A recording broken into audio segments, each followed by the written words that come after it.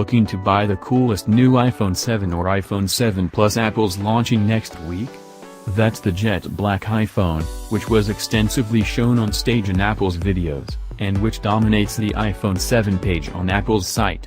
But you should know a few things about the jet black iPhone 7 before you spend your hard-earned cash on it. First, there's no 32GB iPhone 7 in jet black. That means prices start at $749 for the iPhone 7 and $869 for the iPhone 7 Plus. Bad news, right? No, 32GB of storage may be an improvement for Apple's entry-level iPhone, but it's certainly not enough. The real problem with the jet black color option is that it bruises easily. That means you'll scratch it a lot easier than you think, so you'll have to cover that beautiful new color with a case, which ruins the whole effect.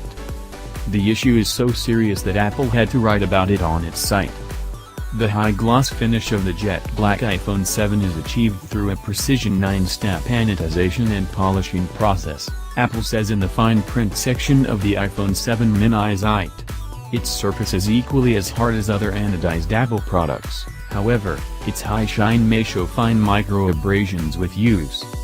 If you are concerned about this, we suggest you use one of the many cases available to protect your iPhone. No, that's not black to the power of 2 there. It's an indication that you should read the fine print on that page, which is the same quote from above. So there you have it, jet black iPhone fans.